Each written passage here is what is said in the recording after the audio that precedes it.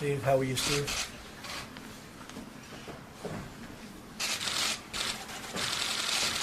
Well, I just want to thank everybody. The receptivity that we've had and the United States has had being here has been incredible.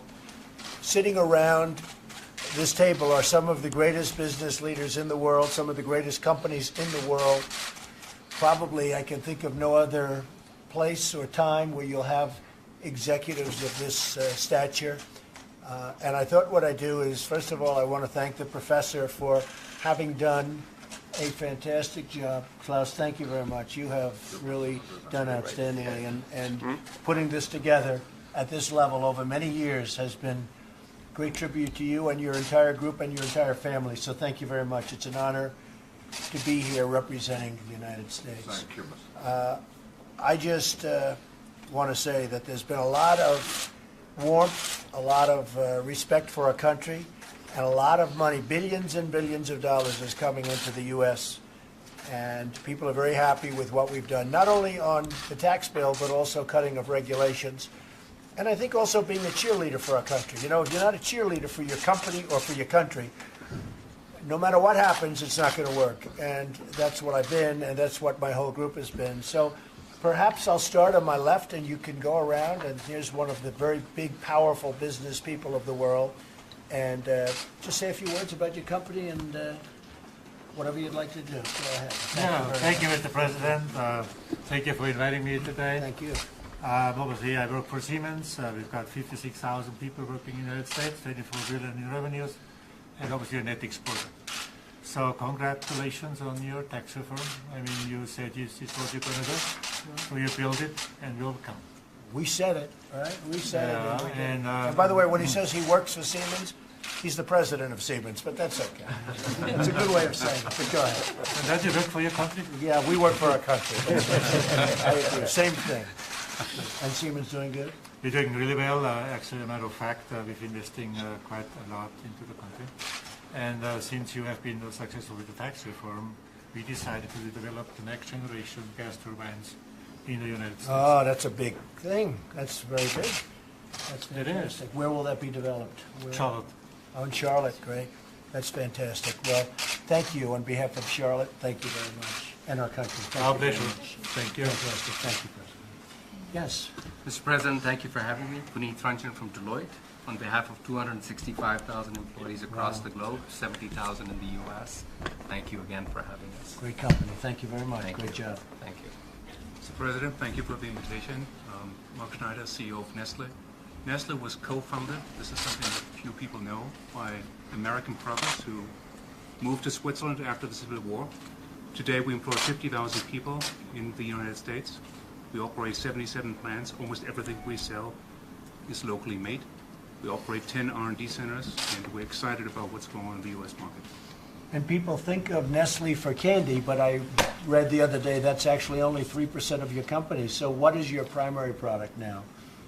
Coffee, infant nutrition, water, pet food, those are the growth drivers. Yes. Fantastic job you've done. Thank you very much. Thank you. Professor. Yeah, World Economic Forum engaged also in the United States. But you probably do not know, 1/3 of our staff is working in, we have only 800 people, but tiny compared to you. But 1/3 of the staff is working in New York and in our Center for the Fourth Industrial Revolution in San Francisco. That's very good. Has this been a very successful one right here now? Yeah. Has it all gone very well? Because it seems to really be going smoothly. A lot of really good relationships. Yeah, and even more what I mentioned before, Mr. President, the World Economic Forum is a very business-driven approach to global cooperation. Right. I think many of the issues can be much faster and much more efficient resolved if business is involved. And that's what we are doing, creating coalitions between governments, business, and to a certain extent also the young generation, Right. to make sure that we really have a pragmatic approach in global governments. Well, we're honored to be here and be with you. Thank you, Professor. Good evening, Mr. President. I'm Rajiv Suri from Nokia. we're the leading networks, telecom networks company in the world. So number 2, we have 15,000 people in the U.S. and it's one of our strongest R&D setups in the world. We spread throughout the U.S. We have, after the acquisition of Alcatel-Lucent, we own Nokia Bell Labs, which is in New Jersey. We do a lot of stuff in the West Coast, we're in Chicago, throughout the country really. So about just under half of our people do research and development, and the rest are doing services and 4G networks and 5G and so on. So I'm very happy and pleased with your infrastructure focus and focus on 5G. Thank you very much. Appreciate it. So thank you, Mr. President, for inviting all of us. My name is Martin Lundstedt. I'm the president of the Volvo Group. Volvo. And among other things, we are the proud owners of Mack Trucks. That's right. Which are 100% made in the U.S. Absolutely. And Volvo Trucks also for North America is 100% made in the United States as well as our construction equipment in Pennsylvania, as a matter of fact, in Allentown and in Shippensburg and in Middletown, in New River Valley in Virginia. So we are primarily focused on the East Coast. We are just now running the biggest investment program in our company's history in the United States on R&D. How much will you be investing? We will, for the time being, just north of $2 billion in total on that specific program, but we have a big chunk of very, very good and talented engineers also for the future technologies when it comes to infrastructure and transportation, autonomous and That's great, absolutely. Well, we're going to be doing a lot of that, so that's excellent. I asked the question before when I heard Volvo, and I know they own Mack Truck. I said, what's the difference in price between a Mack and a Volvo comparable truck? And you said? I said, since they are very strong on the vocational side, and now also coming, and that value is at 10 to 15%. He said they're both great, but a Mack is about 15% more. That's right. That was very good. Thank you very much for that investment in the U.S. $2 billion is great. Thank you very much. Mr. President, thank you for the invitation. I represent the Adidas team. Adidas. America is our single biggest country. We're growing 30% in the U.S. And some of the most famous creators of our products are coming out of the U.S., starting with Stan Smith from the 70s, Kanye West, that are building one of the most thought-after shoes in the world. And we just opened a fully automated shoe manufacturing plant in the state of Georgia and Atlanta. That's fantastic. Great job. So my name is Werner Baumann. I'm the CEO of Bayer. That's a company that in the future will be known as the company that was formerly the Aspirin company. Yeah. So we are working heavily on acquiring Monsanto, a national icon in the US, making good progress, and hope to close this transaction early 2018, so should be imminent. So what percentage of your company is the aspirin? Aspirin is a just about 1.1 billion euro, so 1.4 billion. So that's a pretty small percentage. It's relatively small, but it's one of the few brands that has been growing for 120 years. It's very profitable, and I think you take it as well. I do. I take one a day. I should say, I only take Bayer. One aspirin a day. So far, it's been working. It was a once of a lifetime. No, it's a great company. So are you going to be investing in the U.S.? Yes, we are. We will actually consolidate most of our activities also into the Monsanto headquarters, the former Monsanto headquarters in St. Louis. We're going to invest about 16 billion. If you look at our R&D investment in crop alone, and 60% out of that is going to be in the U.S. over the next 6 years. Thank you very much. That's really great. Thank you. President, my name is Mark Tucker from HSBC. I think HSBC you know well. I do. Our business in the US began in 1865, and we're the largest foreign bank in the US. We have a business. We have a balance sheet of $2.6 trillion. Right. We work in 70 countries, and we have a market cap of around $250 billion. The commitment to the US. We have a very strong business here, and a business that will continue to grow. And you founded one of the most successful businesses in China. That is a big statement. You did a great job. So it's a great honor to have you. Thank you very much. It's a fantastic job you've done. I know all about you. I know everything about you. It's dangerous, Mr. President. I know. You people have done what you've done. Congratulations. Thank you. I'm Patrick Pouyanné, Chairman and CEO of Total, which is an oil and gas company, the fourth largest in the world, 130 countries. We are in the US, 7,000 people. We do almost everything in your country. We produce oil, we explore. We are just making a big discovery in the Gulf of Mexico, oil discovery. Produce gas in Texas. We are investing in an LNG plant in Louisiana to export gas from the US. What else? We are just deciding to invest $3 billion in petrochemicals in Texas. Big new cracker, big plant, creating 1,500 jobs. We have 7,000 people in your country, and in 23 states. So you're fourth in the world. Yeah, we are fourth largest in the world and third by results. More than $10 billion results per year, despite the oil price. We invest around $15 billion each year, and at least $1 billion as an average in the US. And of course, for us, the US with the gas revolution, shale revolution is a land. It's an obvious business case because low cost energy, low cost feedstock. So we come and even we will do more with your tax reform. It's a great company. And we are also invested in renewables. I know maybe you disagree, but in solar business, in a U.S. company, we are the majority shareholder of SunPower, California company, a high-tech company, and so we are heavily invested in. We have invested more than $2 billion in that company to develop solar in the U.S. And we'll rebuild that business. That whole thing is going to get rebuilt now. The solar panels. You'll see a big difference, but. That's very good. So from the U.S. standpoint, you're very happy about it.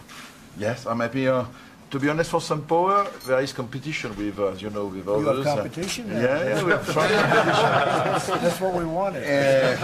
Competition. No, but you've done a great job. But, thank you. Thank you, Mr. very President. much. Appreciate it. Mr. President, thank you for the invitation. Heinrich Hiesinger, CEO of ThyssenKrupp. We are, let's say, strongly localized in U.S. in elevator engineering, automotive. 80% is already localized.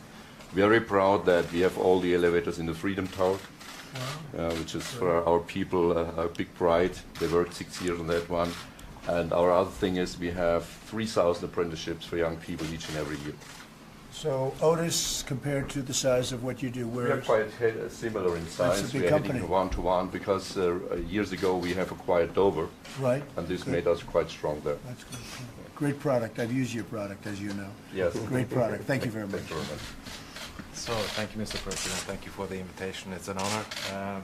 So, my name is Eldar Sætre. I'm the CEO of Statoil, oil in the name, so that stands for oil and gas, coming from Norway, the region Norway.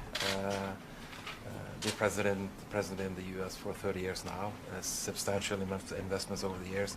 So, we're engaged both in the onshore, the offshore, trading, extensive trading business, and also renewables, not solar, but offshore wind actually. So quite sizable business, not as big as Total yet, but we're working on it. So we're growing, increasing our production. We are into three areas onshore, 6 increasing to 8 fields offshore, 300,000 plus barrels a day, currently growing to around 400,000. So it's our second biggest location outside of the Norwegian part, the Norwegian continental shelf. So we are growing in terms of production and obviously also in terms of investment. So I would like to congratulate you, like many others here, on the tax reform. I think that is really good news, I guess, for all of us here, but also for the oil and gas and our industry. So that's what we're going to serve as well on I just mentioned oil and gas is also a typically heavily regulated business. So your thinking and your reflections on what you're doing on the regulations is good news. We're becoming energy self-sufficient very rapidly. We really just about are hitting that mark. And as you know, we're opening up a lot of different places in the U.S., including the plants that you're building. A lot of places are opening that would never even they wouldn't have even conceived of them. So a lot of things are happening. Thank you. Great job you've done. Thank you very much. Mr. President, thank you very much for the honor of being here. I'm CEO of Novartis. We're one of the largest healthcare companies in the world. We focus on innovative medicines, generics, as well as eye care. Today we have about 22,000 employees in the U.S. across 21 sites. We invest about $14 billion every year into the United States, including $3.5 billion in research. It's one of our key, obviously, markets, but also key places where we drive innovation. And we're really pleased with the tax reform, but also very pleased with the great progress being made at FDA. We believe you have a great leadership team there, and they're doing all the right things to accelerate innovation and access. Scott is great, and Alex is great. You know, Alex is just starting, and he's highly respected, so that's fantastic. Scott Gottlieb, as you know, is a star. He is a star, and I think his vision for tobacco and trying to improve and reduce the use of tobacco around the world is also very inspiring. That's very good. Thank you very much. Mr. President, thank you very much for having me tonight. I serve the people of ABB. We have business in more than 100 countries of the world, but we have made the last 8 years the U.S. an investment focus. We have deployed 13 billion of capital and bought some iconic brands in the U.S. like Baldor and Fort Smith, Arkansas, a motor company. And we are just now in the process of closing the transaction to acquire GE Industrial Solutions, a fantastic business in terms of installed base. It needs a little bit of investment in terms of technology, and we have the right technology. I got a good price. Yeah. I know you got it. You always get a good price. I know who I deal with. He always gets a good price. That's good. All together, so we have today now, including the GE transaction, we'll have 26,000 people in the U.S. in more than 60 sites, nicely spread all over all the U.S. We have the classic copper and iron activities, the motors, and just last week we spent with the entire executive committee team time in the Silicon Valley because there we have an AI and robotics center that we firmly intend to grow further and invest significantly to support the U.S. in the next level of industrialization. 1 year write-off. Big difference, right? Yeah. That's probably the biggest sleeper in the whole tax bill. Absolutely. Thank you. Great job. Good luck with the GE purchase. Thank you. Read about it. We need that. Sounds good. You'll be just fine. Go ahead. Mr. President, and thank you very much for the invitation. I'm the CEO of Anheuser-Busch InBev, your company. Anheuser-Busch. We have business in more than 50 countries around the world. We sell beer in more than 100 countries. Our number one global beer brand is Budweiser, out of St. Louis. We know it well. We started there in 1852, and we've been in the beer business for more than 600 years. Our Belgian business dates back to 1366, a Belgian company. And our biggest market is the U.S., where we employ 18,000 people in more than 50 sites. Great. And we just announced last year a program through 2020, $2 billion investment in our facilities in the U.S. That's fantastic. That's good. Thank you very much. Great market for us. That's fantastic. Thank you very much. Thank you, sir. Hey, Mr. President, I'd like to thank you, first of all, for having me, but also for spurring on all this growth, because these are all my customers. I know. And it's kind of amazing to have all your customers talking about adding jobs and growing their business, and it's just a real tribute to the momentum that you've created in the global economy, so I thank you very much. SAP is the leading enterprise software company. We have 90,000 people around the world. In the United States, we're quickly approaching 25,000. It's the fastest growing region of the world, especially in jobs. I'm very proud to share with you that when you think about the Army and the Navy and the missions they run to protect the world, they run on SAP. That's right. And when you think about the Vice President in the state of Indiana, for example, solving infant mortality issues and things like that, we were working hand in glove with him there as well. So it's a real honor. And thank you for having me, and we look forward to helping in any way we can. And you have done a really spectacular job. I guess pretty much everybody at this table is your customer, so that's not so bad. Exactly. So I want to congratulate you. Thank you, Mr. President. Thank you. Thank you. So I want to thank everybody. Really, you have done incredible work, incredible jobs. These are some of the great companies of the world, many of the great companies of the world, and congratulations, and now we'll talk, and thank you very much. Appreciate it. Thank you very much. Thank you all very much. Thank you.